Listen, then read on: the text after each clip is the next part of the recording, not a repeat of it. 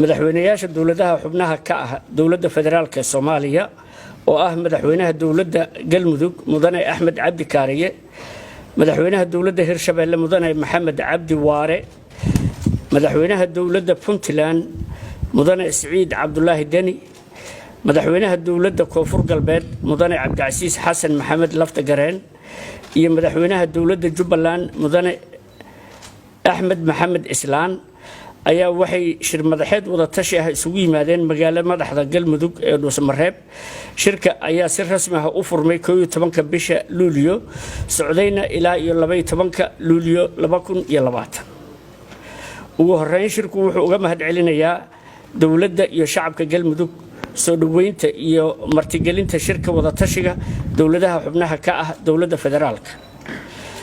madaxda dawladaha ayaa ka wada hadlay xoojinta iskaashiga dawladaha xubnaha ka ah dawladda federaalka ee dhinacyada siyaasadda, amniga, dhaqaalaha iyo xoojinta geedi socodka dhismaha dawladnimada Soomaaliya.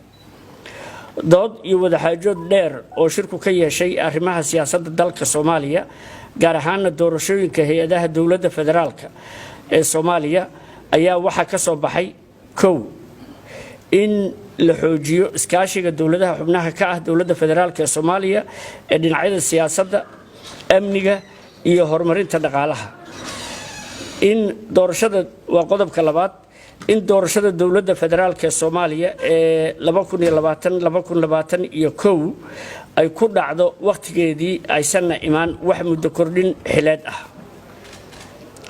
3 sida ay sheegtay gudoomiyaha guddiga doorashooyinka dalka kama dhici karto doorasho hal qof iyo hal cod ah oo waqtigeedu ku dhacda. sidaa darteed waa in tubta farsamo ee qabsoomidda doorashada dalku ay noqoto mid taladeeda loo dhan yahay, nooc ahaanna ku dhici karta muddo xileedka harsan. shirku wuxuu ku baaqayaa in madaxweynaha dawladda federaalka ee Soomaaliya iyo ra'iisul wasaaraha iyo madaxweynayaasha dawladaha xubnaha ka ah federaalku ay shir wada tashi ah isugu yimaadaan si ay uga wada arrinsadaan tubta farsamo ee qabsoomidda doorashooyinka dalka ee doorashada dalka ee 2020-2021. shirku wuxuu ku baaqayaa in shirka wada tashiga dawladda federaalka iyo dawladaha xubnaha ka ah uu ka dhaco magaalada Dhuusamareeb ee caasimadda Galmudug. shirku wuxuu u mahadcelinayaa taageerada beesha caalamku u mahadcelinayaa taageeradeeda ay la garab taagan tahay dhismaha dawladnimada Soomaaliya. waad mahadsantihiin.